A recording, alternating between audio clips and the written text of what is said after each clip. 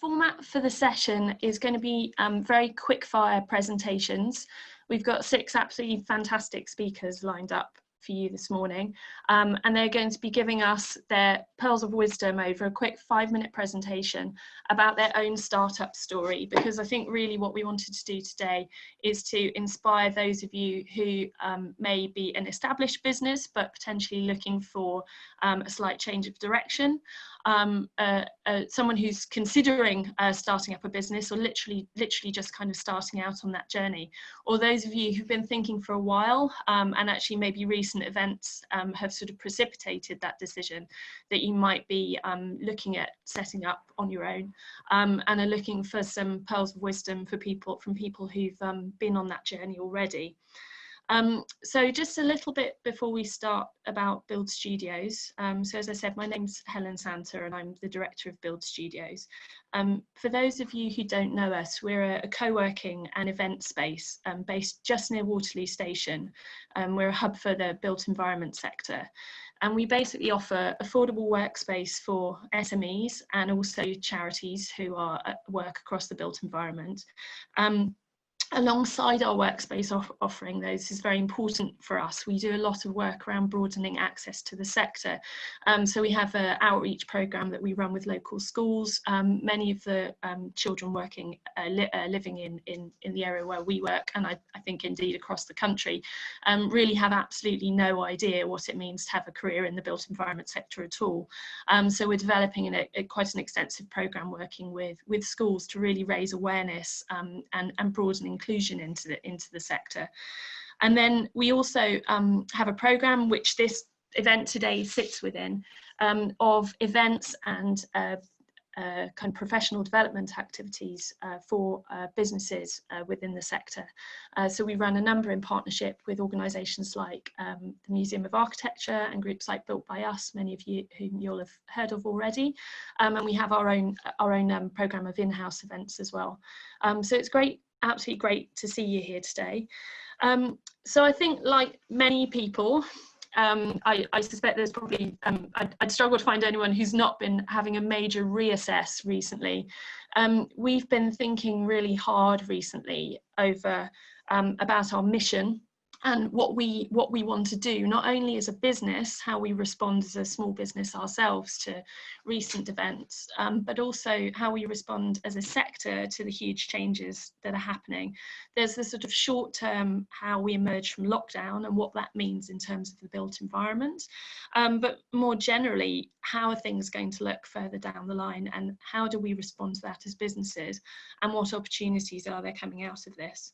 So I think as a workspace provider, our Rebuild Studios programme is about that. We can't just be workspace. We have to make sure that our offer of support and kind of opportunity for social interaction for our members is really built up.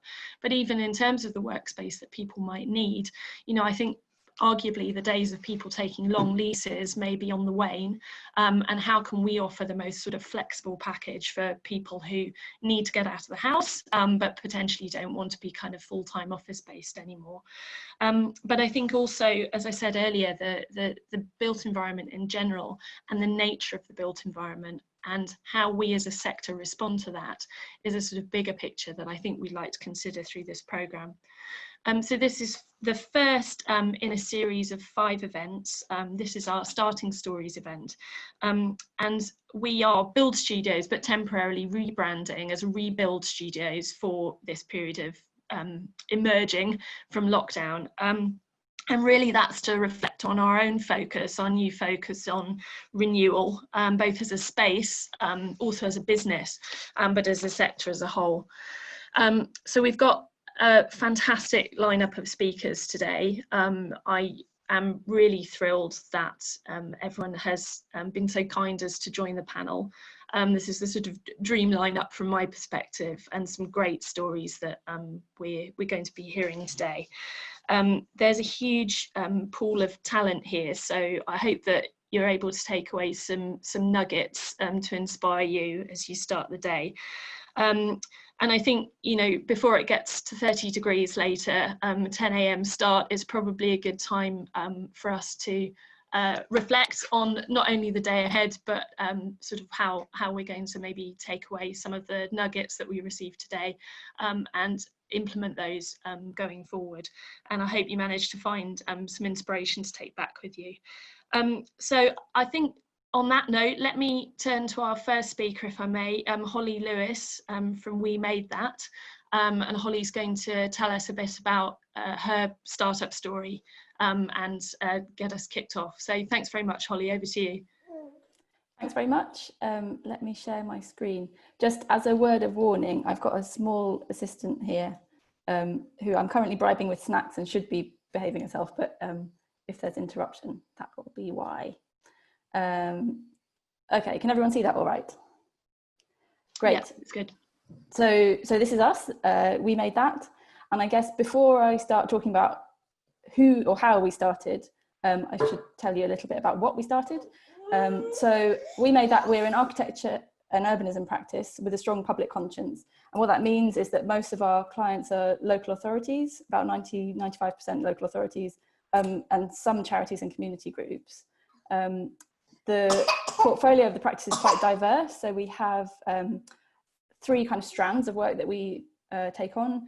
Urban research, and for that we have researchers who are not from a design background, but more politics, philosophy and economics, geography, kind of wider background.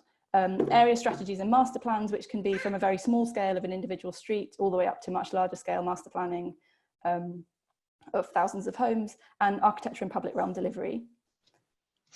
And through those 3 strands, there are some kind of recurring themes that we've developed, I guess, some expertise and kind of depth of knowledge in. So high streets come up a lot in our portfolio, places of work and industry, and culture. But I'm here to talk about what we started and how.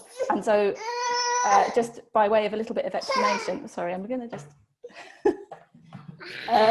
every project that we work on, we give a number if we're actually doing some work. So if we're issuing an invoice on a project, it gets a project number. And so I just plotted out when projects happened in our kind of years since starting. So we started in 2006, and then just a kind of random selection of projects against when they actually happened. So here, obviously, the number of projects that we've worked on is increasing. I think we're on 209 or something at the moment. But the point of this slide is that this period of starting is really long. It took a long time to kind of get things rolling. And I think, I mean, I don't know if I advocate this is the way to start a practice, but for us, that's how it happened. So I guess that's what I wanted to talk about. And I can just highlight a few points along that journey. So project number 1 was this beach hut. It's called a hut for gazing and canoodling, which we won in an open competition. We had to make a little model and send it in. And then as part 1 students, which is what we were at this point, we kind of accidentally won that competition and had £20,000 to build this thing, which at that time seemed like all the money in the world. And, you know, we were doing it just for fun. We hadn't really intended to win the competition or start a practice, but that nonetheless was where it started.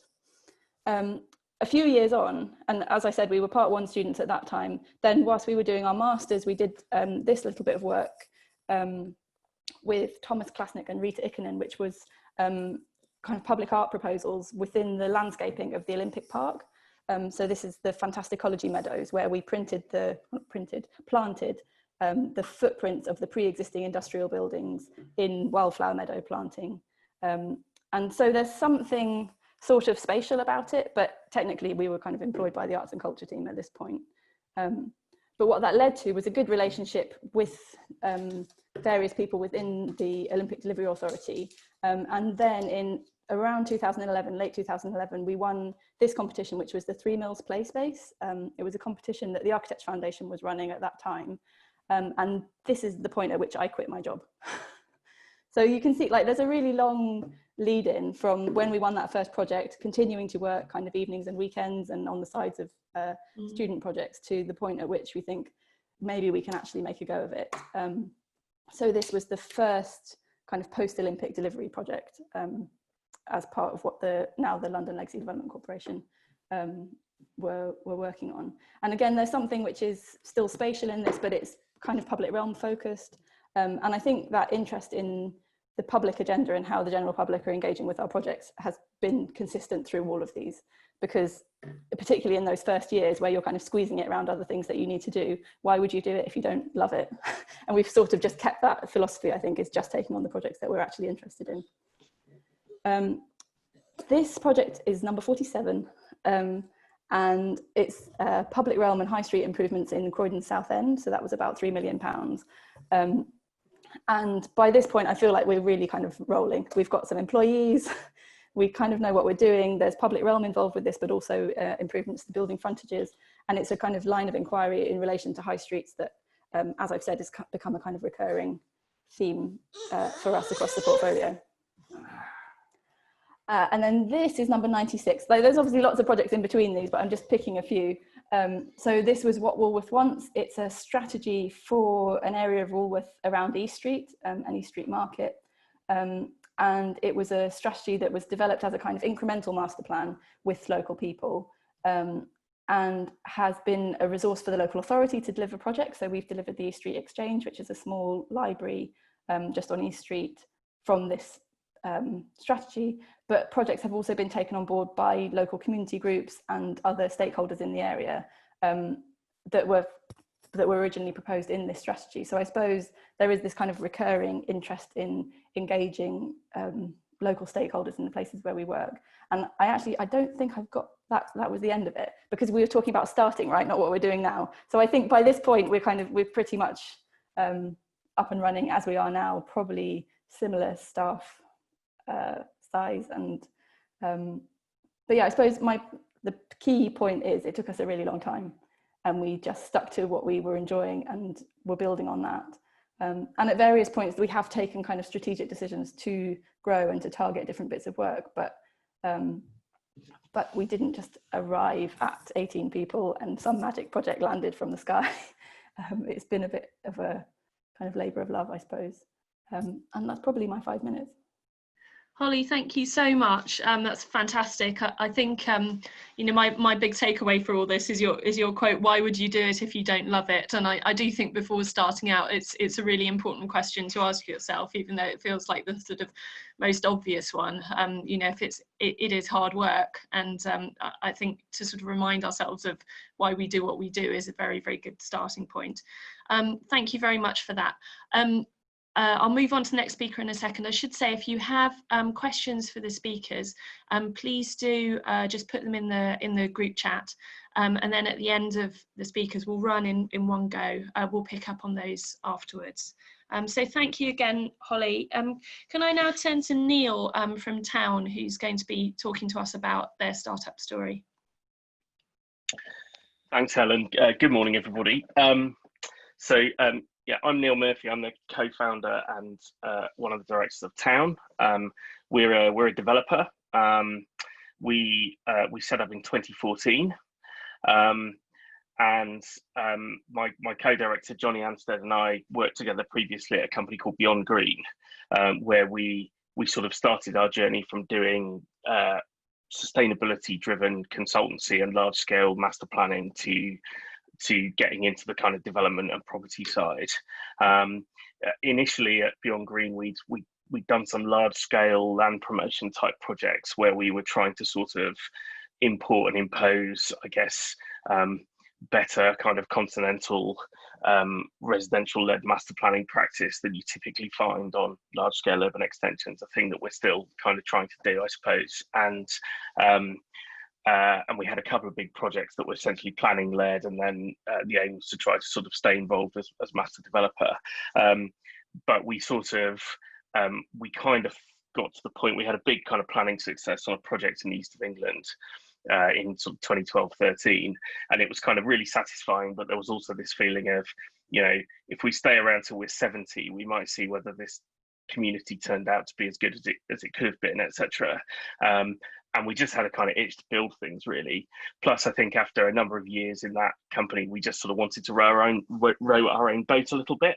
You know, we learned a huge amount, but we just wanted to sort of go out and, you know, try it ourselves, I suppose. So in 2014, we left. It was a bit of a kind of heroic leap. I think we found out that my wife was pregnant with our third child 2 days after we left, having given up having given up any income, and basically decided that we had a couple of small consulting projects lined up, even though we didn't really want to do consulting anymore.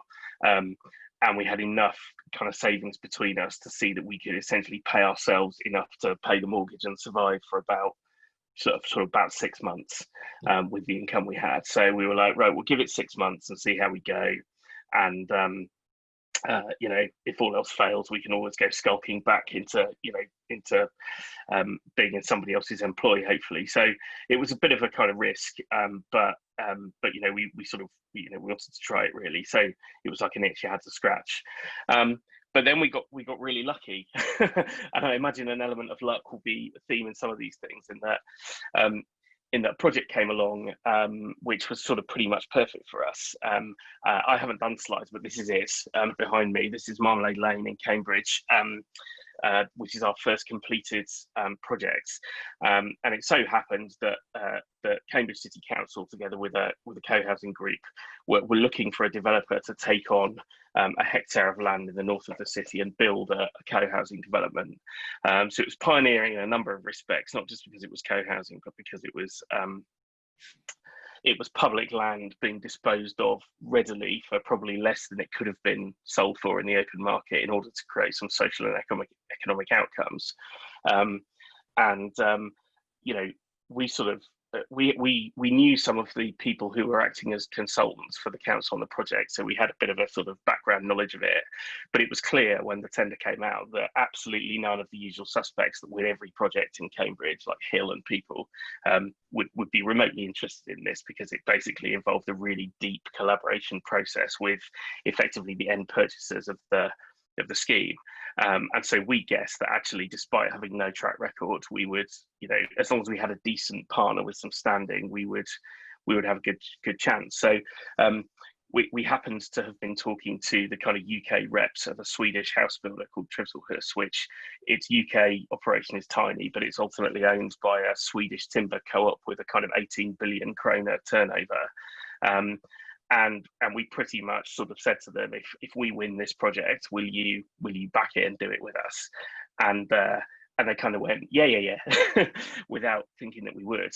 But anyway, to cut a long story short, through a procurement process, we won the project. You know, there was a kind of, oh hell moment, what do we do now, sort of thing. But I think that, you know, we did kind of slightly make it up as we went along, but we knew enough about you know, the kind of well, you know, the way development works, and planning, and, you know, how to hire an architect and all that kind of thing, to make it work. And we had a good financial backer, which is the kind of key thing really in development. And we just sort of, but critically, I think we had an approach which was very much about collaboration and empathy with the end user, that meant that we formed a really good bond with the group, and, you know, sort of it made its way pretty quickly into what you can see behind me. So I mean, the funny thing in a way was that having won that, and sort of, I mean, it went from sort of winning the bid to completion in 3.5 years, which I think is, you know, so it's pretty unusual, I think, for a startup developer that's only sort of 5.5 years old to be able to look back on a quite a big completed scheme. But I think in a way, you know, a bit like Holly said, we sort of expected the kind of the phone to ring a huge amount more than it did after that went in. So in a way, our second, third, and fourth projects, which are sort of, you know, hopefully sort of starting to see the light of day in the not too distant future, have taken a lot longer in gestation. So there was almost a sort of phantom period when we thought we'd go from the two of us to maybe a team of, you know, 5 or 6, and actually it was just the two of us for about 4 years. We are 7 now, and we'll probably be, you know, 10 to 12 by the middle of next year, with a bit of luck. But you know, but it has been a relatively after a fast start, it's been a relatively slow process. I mean, I think the things I'd highlight are, and this is very much from a developer point of view. I mean, development is just skills and money, right? That's all it is. And most, it's an industry with incredibly high barriers to entry for a whole load of reasons. And most of the people who want to change things or to start up small, they have the skills and they have the commitment, but they don't have the money. And we certainly didn't. We had no capital then, and we've basically got no capital now. So we really only have our skills to trade on. And persuading people with funding who are naturally generally pretty risk averse and generally pretty comfortable with very well established relationships and models of doing things is not easy. So I mean, it's kind of easy to say, but you do kind of need a niche or an angle that where you can convince people who really often don't have the agility or skills to take on projects that you've got something that's worth taking on. I think the second is we found it really important to align interests. So one of the things we did that was kind of quite personally painful, but quite important on Marmalade Lane was we didn't try to seek a sort of consulting type fee or anything. We basically got the funder to pay us enough to basically keep the lights on and the mortgage paid for while we did the project. But effectively, our sort of remuneration is a share of what they make at the end of the process, which we're still not quite at the end of the process yet. So I think that's quite a painful thing to do, but it does really help the process and shows that you are going to protect the investor's investment. And I do think there's something about making sure that the first project is something that you can be totally proud of, even if it actually means that commercially it's not quite as successful as everyone might have wanted. Because in the end, if you want to do good stuff, you'll be judged on the quality of what you do, not the kind of financial bottom line. So those are my sort of things. I think it's kind of, basically, have a plan to be appealing to funders, accept it's going to take a lot of time, have a purpose or a niche that really, that really appeals to people who want to be associated with good things, but don't necessarily know how to do it. And, accept there's going to be an element of pain in the short run. I think those are the main things. That's brilliant, Neil. Thank you so much. Really good insight. And I think this issue of kind of collaborators and allies, and also who you associate yourself with as you grow, is a really important kind of takeaway from this. Thanks very much. I'd like to move on now to Tim and Nimi from NimTim, who are going to be talking to us about how they got going. So over to you. Hi everyone. Hi everyone. I'm Tim and this is Nim from NimTim. So yeah, we might share some slides, we might not, we might just talk, we'll see how it goes. We started NimTim in 2014, and it was just me at the beginning, and Nimi joined a bit later. We now have 4 architectural employees in addition to us, and an office manager and a little office in East Dulwich where we are at the moment. And we do mostly residential work with a few other things interspersed. I guess we're kind of building on some of the work that we've already done and looking at the next, like everyone, having reflected over the COVID period, sort of looking at what might happen next in the future and working out how we grow from here. But yeah, we kind of wanted to talk about why we started and how we started. And I'm always impressed with people like Holly who have such a kind of curated vision of what they want to be and what they want to do. I think ours was a bit more organic and almost kind of accidental. We hadn't always wanted to have a practice together. I mean, although NimTim Architects existed as a concept for maybe 3 or 4 years beforehand, because someone suggested it to us as a really good name at a party. It wasn't something that we were kind of in the background planning. Like, we did a bit of work for friends or parents of friends in weekends and stuff. While still having our day jobs, yeah. While still having our day jobs, but nothing serious and nothing kind of looking towards creating Nim Tim Architects with any kind of vision. But then in 2013, Nimi was diagnosed with cancer, which she's now free from, but thankfully. But that was quite a life-changing experience. And I think working in practice in London, especially then, hopefully things are changing a little bit, but we just found it very difficult to find the time and space to deal with that. And in a way, you know, that was really the thing that kind of pushed us. And actually, the main driver for starting Nim Tim was more about like getting ourselves some personal freedom in terms of time, in terms of creative freedom, and just a bit more control over our lives. So it didn't emerge necessarily from we want to have Nim Tim Architects and we want to kind of create this kind of architecture, do this kind of work.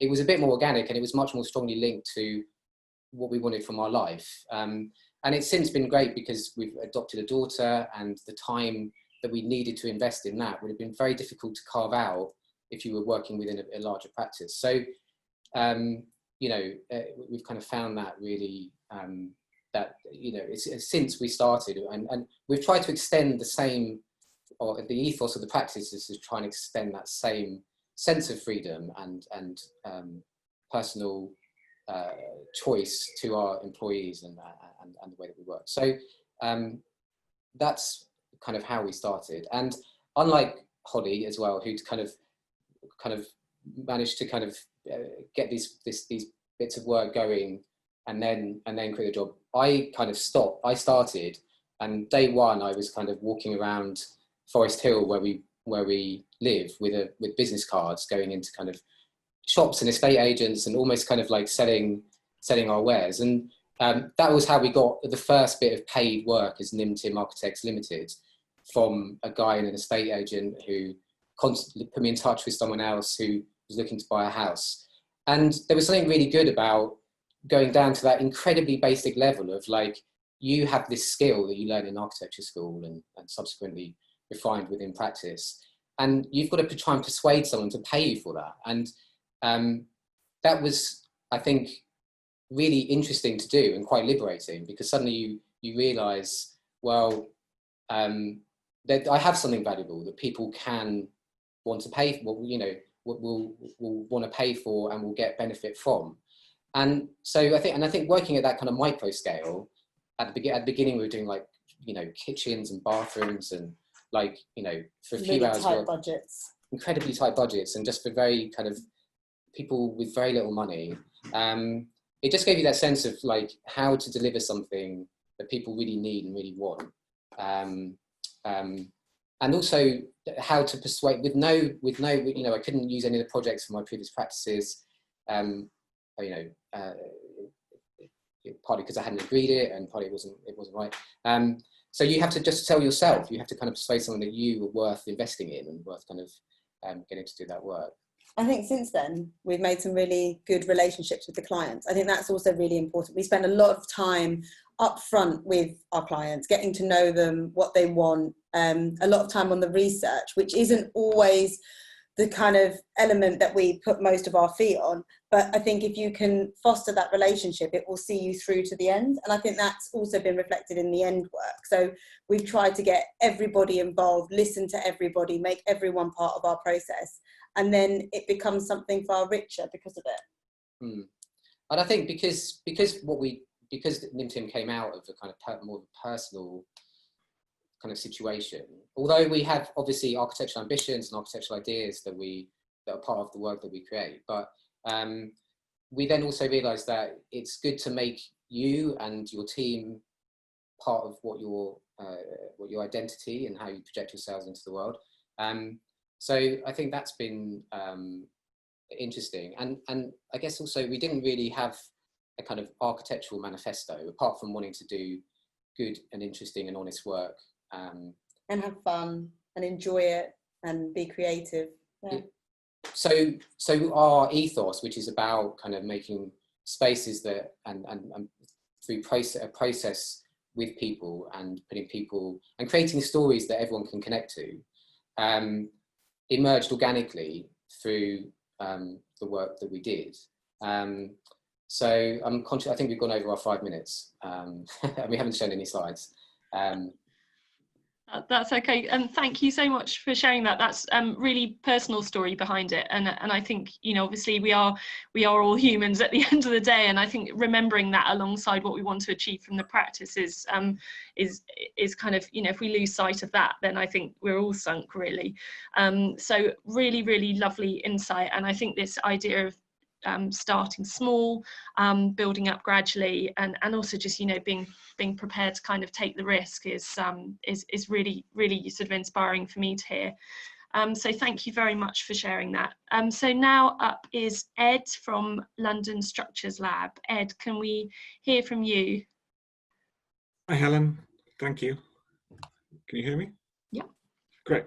Thanks to everyone for sharing your story so far, really interesting, and thank you everyone for tuning in. I think quite similarly to a lot of the other people have spoken, this sort of how we set up is inextricably linked to the why we set up. So I set up with 2 other engineers, David and John, both friends, both people I'd worked with extensively. John on and off for sort of 20 years, David for a fairly intense 6 or 7 years. That was intense in terms of how hard we worked, the number of projects we delivered. It's one of the most productive and creative periods of my career, and John was part of that as well. And we've now been joined by Alistair as well, bringing us up to 4. Possibly the most recently established practice here, having launched last November and only really having started to seriously discuss setting up early last year. But we've been in the industry for a long time before starting. I think we're probably older than most people who start a practice. Some people are really hungry to do this from the start and perhaps start when they're at associate level. We were all directors with experience and the connections that come from that. We started from having this similar belief in what an engineering practice should be and a desire to be hands-on with the projects. Our company culture is something we've focused on quite a lot. We've written it down, we discuss it, we review it quite regularly. Part of it's on our website. One of the key phrases from the website is, as engineers, as a company and as individuals, we strongly believe we have a responsibility to gain and use the knowledge and expertise of our discipline for the benefit of our clients, collaborators and society. It's not snappy, but it's the shortest way we could get to saying what we wanted to say. Our culture covers more than how we want to be as engineers. It's how we want to be as employers and as people, how we want to be as members of a team. So it includes wanting to enjoy the process, supporting everyone we work with, wanting to be proud of our work, looking for simple, elegant solutions, embracing technology and craft, and making sure we all have fun, which is important to us. We knew each other had similar beliefs from working together and from talking outside of work, but there was still quite a lot to discuss before we started the company, like the ambition of the company in terms of scale, the kind of work we wanted to do, and in particular, the way we wanted to work together. We had this slide which splits the responsibility of the company between us. The reality is far from being this clear, and the blur between it is very important to us. Often what we're doing isn't simple enough to fit into any one of these categories, but it's a framework for how we'll take the company forward. We're surprised how many companies have suffered from not doing this prior to starting. It was pretty fundamental to us to understand what our role would be and what we were looking to achieve. The name was important to us. It took a while to agree.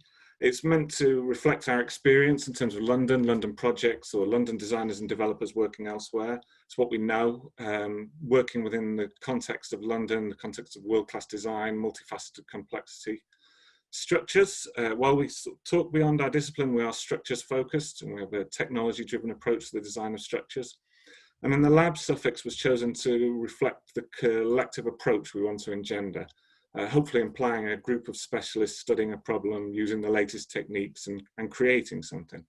Should be clear, we don't actually expect to win any work from our name, or it wasn't picked to help us on search engines. It was really considered with regards to how potential new team members would view us, what they're buying into. And that's why it was really important for us that it was about the collective and not about the names above the door.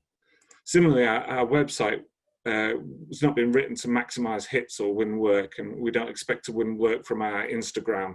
So we haven't done any sort of search engine optimization stuff. And if someone Googles Structural Engineer London, I don't particularly want them to find us. That isn't our target demographic. It's people who understand design, understand development, and understand that good design can add value. We write pieces for our website, publish them. They show our thoughts on where the industry is, how it will evolve, how technology is impacting it, how we can respond to the climate crisis. The reason we publish these is about wanting to help improve the industry rather than any sort of marketing angle. It's something we think we can help with because of our experience. So we write kind of beyond our company reach, if you like, grasping at sort of the bigger issues. And I hope that it helps push the industry forward. No one can do it by themselves. So it's essential that smaller practices start to think along these lines. So it's a collective approach. And it's really important for us to have discourse beyond our projects and beyond our discipline, which we think feed back into our discipline and projects. We're also not trying to dumb down what we see as really important issues into sound bites or headlines. We're looking to be part of genuine progress in terms of design, in terms of material efficiency and use, and in terms of an inclusive culture as well. We do want to win work. We are trying to create a diverse portfolio. We aren't shy of being commercial. We believe it's necessary, not just a necessary evil. We get work by talking to people we know and like to work with, talking to people we meet to see if they have similar views. We teach, we sit on design panels, and because it's more about how we approach work and the process than say a sector focus, it has to be about how we connect with a person or a company or a project. As others have said, you can't be successful in this industry by yourself. You do need friends. You can see a few examples of our current projects here. Unfortunately, there are quite a few I can't show you as they aren't public yet. So there's a few office refurbishments not on there, a couple of potential hotels, a residential scheme, a bridge. We do work on some larger schemes. We also work with fabricators, and sculpture's actually been quite a steady work stream since we started. And one of the reasons for trying to create this diverse portfolio for the teaching, for working with fabricators and contractors is we believe our role is to take all of that experience, the knowledge of the theoretical, the latest research, as well as how you fabricate, how you build, and bring it right to the start of the next project. That's what we feel is important to us to be in a practice and why we want to be hands-on.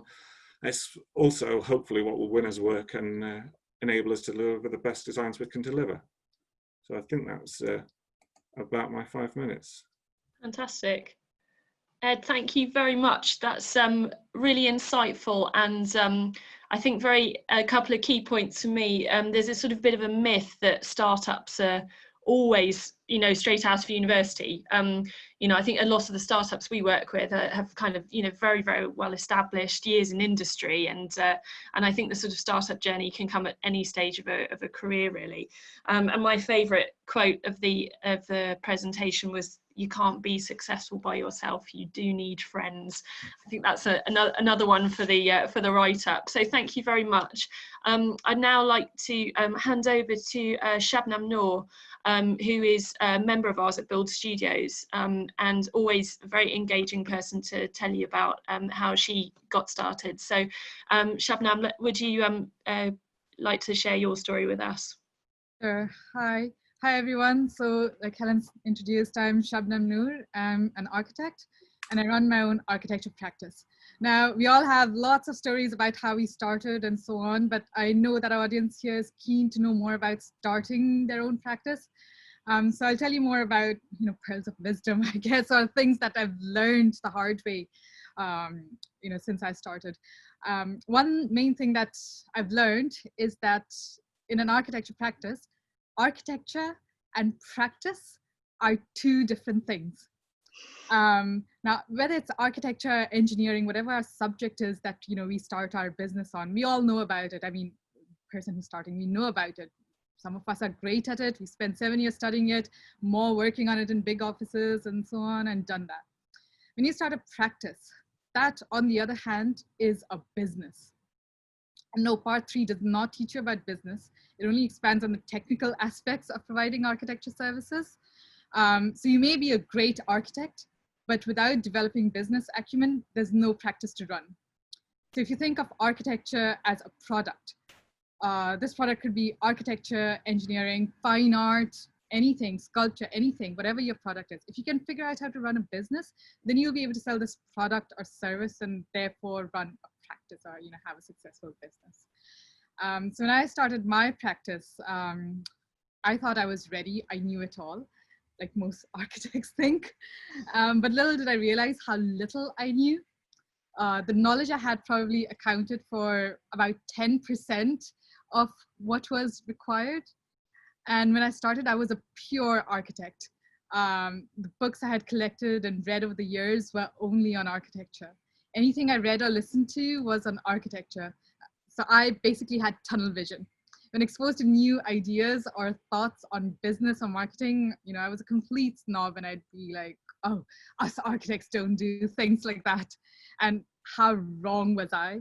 And I've discovered that all business savvy architects and the big names in architecture or in any business, they know the tricks of the trade, and you wouldn't know it.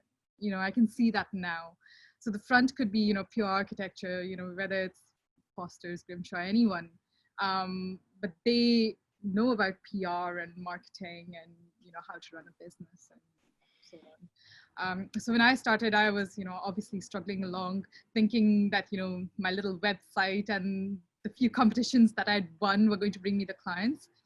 And my partner, who's very entrepreneurial, he was just observing from a distance. And one day, like, you know, after seeing me struggling along for so long, he was like, you know what, can I help you out? You know, can I jump in with your business? And it'll only be for 3 months, and then, you know, I'll leave you to it. So he started introducing me to these various aspects of business and expanding my repertoire, really. From accounting, of course, to understanding marketing, sales. And I mean, it was a new concept for me. Like, you know, I was never one for listening to talks by anyone who's not an architect, but, you know, I started listening to leaders and game changers in fields other than architecture, and started reading up on books other than architecture. The Win Without Pitching Manifesto is a good starter book. You know, it's by another creative, so it's like, you know, a little bit, you know, by a creative, so, you know, you can relate to it a little bit and understand what the author is trying to say. But that was a very good book to start out with. In the beginning, you know, I resisted all this, you know, learning about all the salesy stuff and all that. And it took me a good 2 years of kicking and screaming to be pulled out of that shell called architecture that I was using to define myself within. I'd made this constraint for myself, and I had to break through it.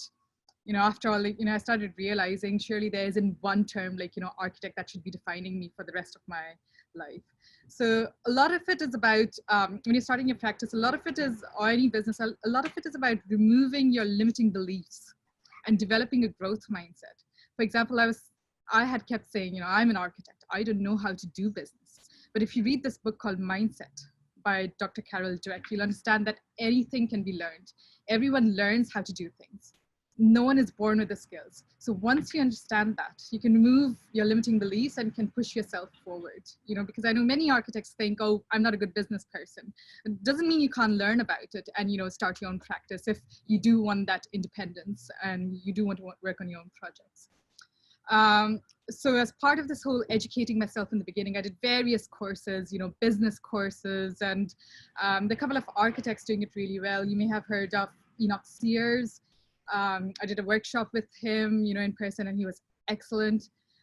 He was the one who actually defined what legwork was, you know.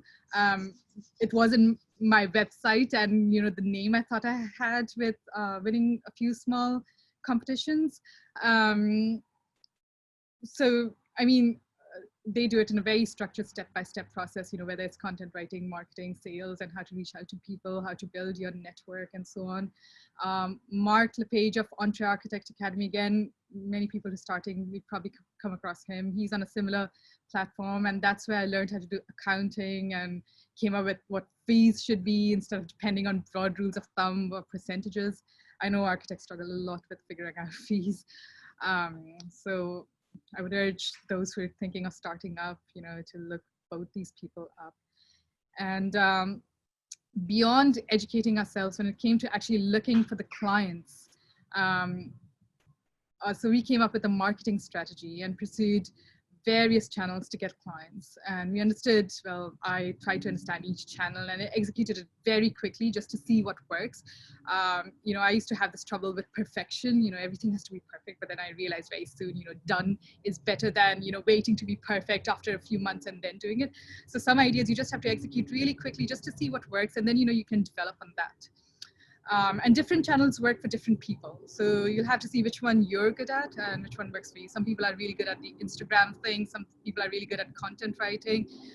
Some people are really good at meeting people and, you know, building relations like that. I think I'm more on that side. So in this marketing strategy, we had an online strategy and an offline strategy. And this is all, trying literally every channel you could think of. So for online strategy, we started with investing in a website, did the whole SEO, Google Ads, social media, content marketing, the whole email list and so on. Tried all of that, and we always measured results to see what was working. Measuring results means, what's the return of the investment in time and resources that we're putting in? Like, are we getting any calls back because of the SEO or because of the Google Ads and so on, just to see, what's working for us. Offline strategy was about connecting and reaching out to people.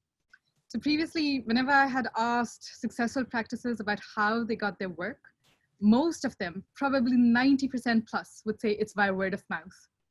And then I think, but I don't know that many mouths to spread my word. So I don't know anyone. So then I figured out I have to reach out and connect with people to know these people. I have to spread my word, and for them to connect with me, for them to know me, so that they can spread the word or call on me when they need an architect. I can't have just my picture on a website and expect people to spread the word. I have to reach out and connect with them, become friends, find out, what they're about, and it's this curiosity within yourself. Don't think of it as a business related thing, it's just this curiosity about finding out about different people, different fields, finding out what they're doing, and then seeing how you could help. It doesn't necessarily have to translate into business. You may just be able to tell them simple answers about how to get planning permission or something, but it's just helping people. So we started reaching out to peer professionals, contractors, engineers, journalists, anyone within the construction industry. And sure enough, people were connecting people and avenues started opening up. Our aim was always to help answer those initial questions, never to sell, and well, what I learned from all that, from this connecting with people thing, is that it takes a year to build relationships, any meaningful relationship with anyone, because you can't just reach out and say, hey, I'm here, and then forget about it. It's about building a relationship. So I think when we were given the brief for today's chat, it was also about, for those wanting to start during this period, COVID, most people would think, why would you start now? Most people are not building, but that's not true. I mean, in fact, I think this is the best time to start, because building relationships, like I said, takes a year.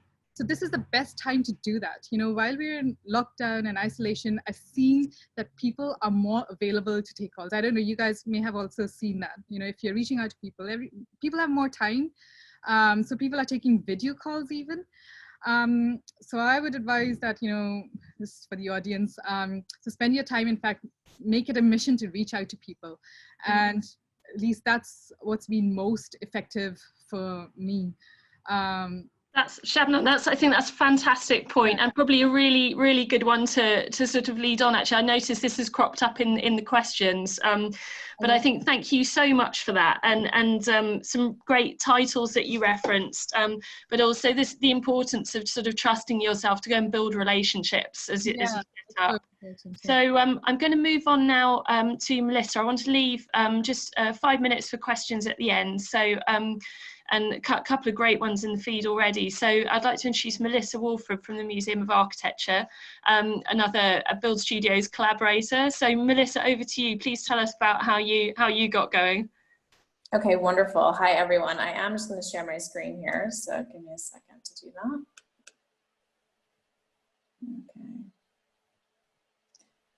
Okay. Perfect. Okay, so I started off having gone to architecture school. I went to Pratt in New York, and then I came to London to work for Zaha Hadid. So there I was, my first week into Zaha's office, learning an incredible amount of information.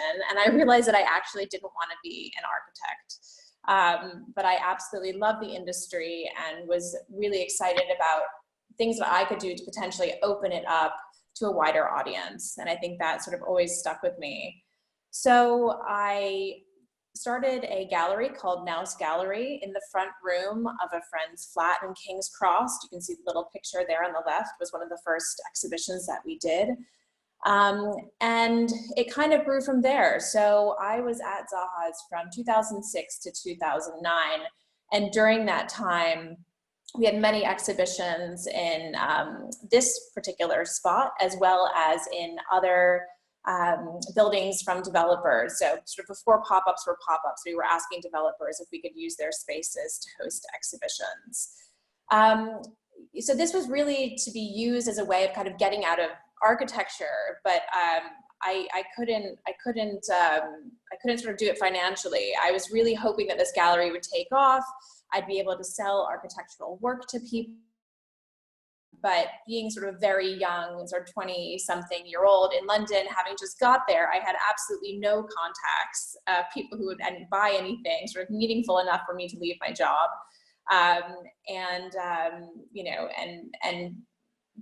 But I still had a desire to sort of keep going, and sort of, people were interested in this. I was showing the work of sort of young up and coming practices. And so I knew that there was something there, but I needed to figure out how to actually get out of working as an architect.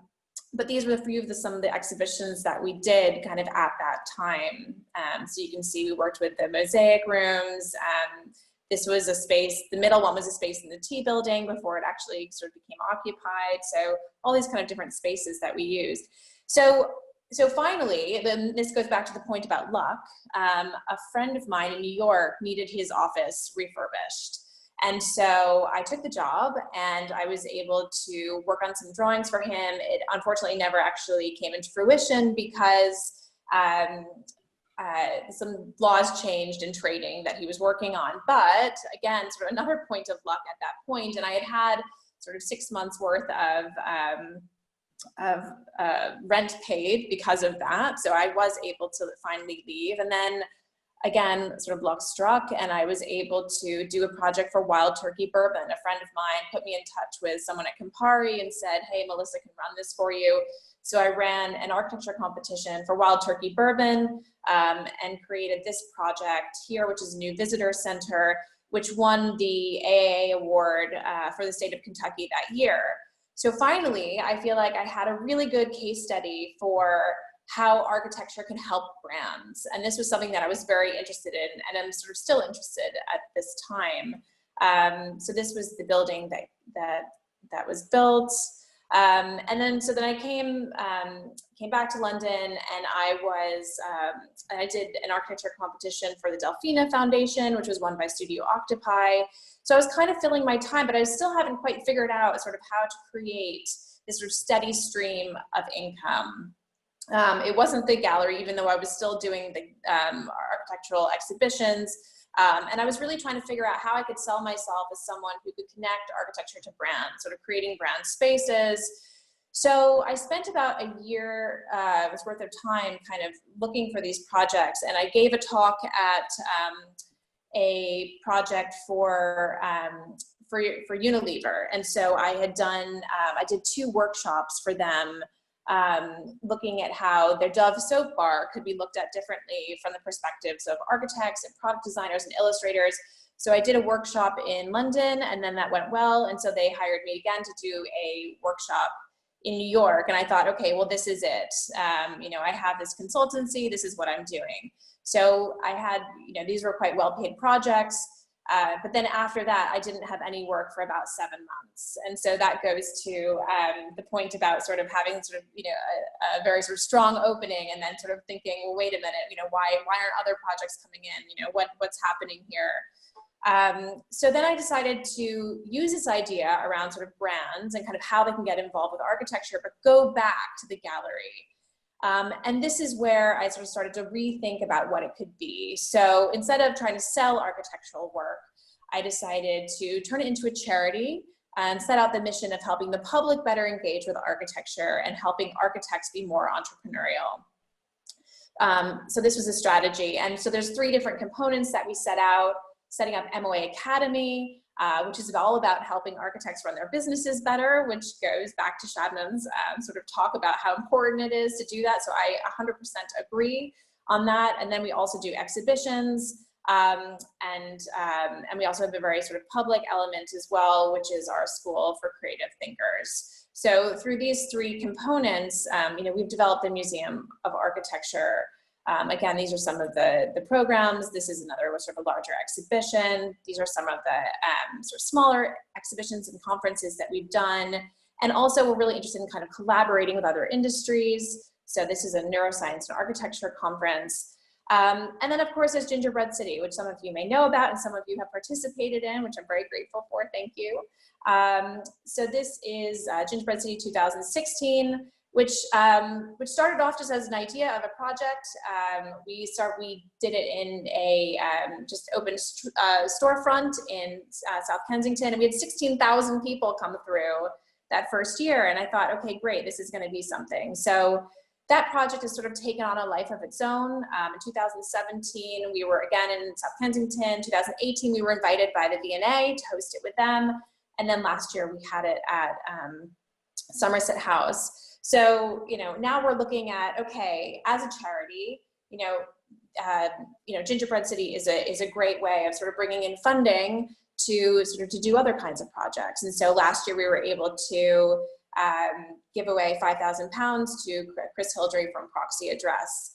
And this is another way that we want to kind of change the industry. So I guess, what I want to leave everyone with today is the fact that, things constantly evolve and change. And as you can see, I've sort of jumped around a little bit and trying to figure out kind of like what works and, what doesn't work. But I think the important thing is to think about, the various sort of skills that you have and sort of the experiences that you've had and try to bring them together. So for example, with Gingerbread City, we are able to sort of get sponsorship from brands and figure out kind of how they can tie in to get funding to actually do the projects that we want. So I think, it's about thinking creatively about how you can get to your end goals. So whether it's, for me, it's working with brands to actually be able to realize the projects that I want to, and that came out of the work from, perhaps Dove and Wild Turkey Bourbon, and being able to kind of bring people together. So I guess think about your life, where you are, where you've come from, and how you can use those skills to get to where you want to be. I think I'll leave it with that. Fantastic. Melissa, thank you so much. Really inspiring story. And I think just in general, such a great diversity of experiences here. We have two questions. I wanted to, just in the interest of time, I may just pick on one or two of the panel members, if that's okay, just to give their insight on these. And actually this draws on a point that Shabnam made earlier about actually she thinks this is a brilliant time to start a business. But a question from Rob Fiend to everyone. There are so many stories of people setting up at weird and difficult moments. Is there an ideal time to start a company? I don't know if maybe Melissa, you wanted to sort of give an initial comment on that, and then could I ask Holly if she's still available to comment on that as well. Yeah, I think you need to start a business when you have ideas about what you want to do, and I think there is an element of just kind of going for it. I mean, again, I think to Holly's point earlier, I was working at Zaha Hadid's for 3.5 years before I was able to leave. So it took a long time of just being able to. Just figuring out how I was actually going to get to the point where I could leave. Yeah. So I think any time is a good time just to start. I think just start and set goals for yourself. I think, figure out, okay, over the course of 12 months, like what are you going to do each month so that you build up and get to the point where, you can start doing more of what you want to be doing. I think everyone kind of gets bogged down and like, oh, it's a lot of work. Well, it is a lot of work, of course, but if you start taking tiny little steps and set small goals for yourself, you will get there. Brilliant. Okay, and then I guess if I could go back to maybe some of, is Holly, I don't have on the screen for you to see whether Holly's there. Holly, do you have any thoughts on that? Yeah, I guess, I've always been kind of glad, and I wouldn't say it was particularly tactical or deliberate, but I'm glad that we started early. It felt like there was much more of a gradient, so there wasn't that big leap that some of the other speakers have spoken about, of like my good salary and my director's position and the mortgage and the kids, and like we were 22. So I've always, whenever I've been teaching, always just said to students, like, just try and do some projects, do some competitions, see how it goes. I think just get started, and maybe waiting for the perfect moment is not the thing. Although I'm coming from a particular perspective, and I think that some of the things that Ed was saying totally makes sense, and you can definitely do it that way. But I know for me, that big leap, that kind of cliff edge, probably would have been a bit scary. And so I was quite glad not to have to do that and for it to feel just kind of more comfortable in a gradual build. Yeah, that would be my view. Just get stuck in. That's good to hear. Motto for the day. And then the final question I just wanted to cover with a couple of you, if I may, is from Dean. And this is just, what does success look like? And, do you think you've achieved what you set out to do? I mean, I think we could all feel like we could do more, but perhaps one, if I may, for Ed on that one, to start us off on that. Sure. I'm not sure I know what it looks like yet, but as long as we're sort of enjoying it, I think that's a big part of success. We have decided between us that we don't want to get too big. Growth isn't really what we're all about, and I've worked for companies where that has been an obsession and it's kind of lost some of the fun and some of the culture around it. So we want to make sure that we're keeping our culture as we build a team. We do need to, for what we want to do, we do need to have a team around us, so maybe between 20 and 30 staff, really, to be able to take on projects of scale, which is something that we would like to be able to do.